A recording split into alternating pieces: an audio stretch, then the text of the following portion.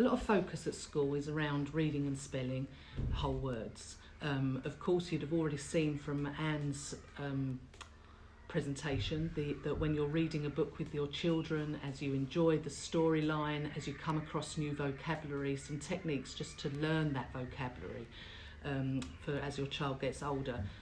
One of the things we also need to do is for children to be able to read and spell high frequency words. We know that if your children are confident at spelling high frequency words, 60% of any piece of writing they produce will be spelt accurately.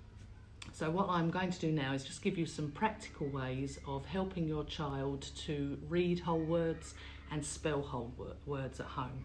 I've used things that you've got at home rather than the different resources we have at school, so you'll notice it's all handwritten and I've done it with paper and pen. The spellings, there'll be a link for high frequency words, so you can download the first few hundred that we focus on at school.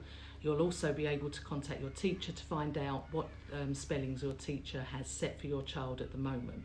Once you know those words, your first job would be to produce flashcards with those words on. You can type them, or you can just hand write them on different versions, or you can use a post-it and just put a different word on each post-it.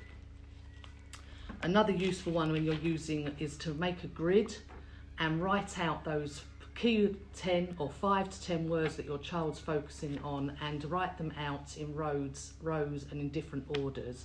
And when you're helping your child to become confident at automatically recalling those words when they're reading, this is one task that once you've written it like that, you can use your timer on your phone to set 1 minute, and then just ask your child to read through that grid.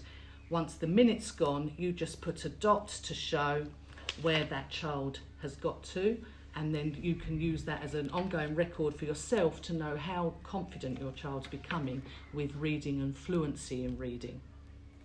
You can also, if you have them on flashcards, to help with recall and memory, is if during the day you just, depending on if your child has difficulties with working memory and retaining the words, do it 3 or 4 times. If your child doesn't have those difficulties but you're just wanting them to increase their fluency, do it a couple of times a day, where you just have the pile of flashcards and then you say, and you just place them down, and it's just recall and reading as they place. And that takes seconds, and you can do that repeatedly.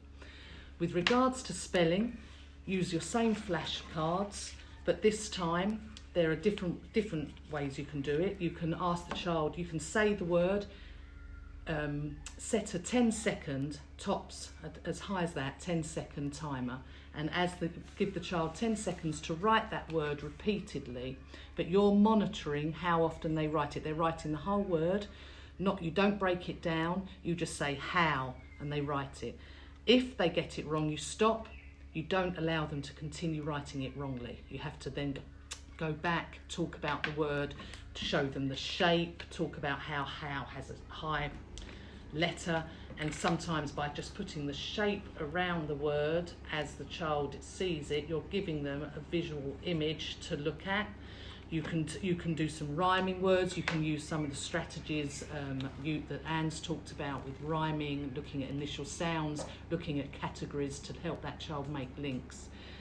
Another useful strategy is to write the word, but ask your child to write the word with their eyes closed, so that then they're using their visual and motor memory. So you're taking the child's away from relying on phonic knowledge to relying on a whole host of other ways of retaining spellings.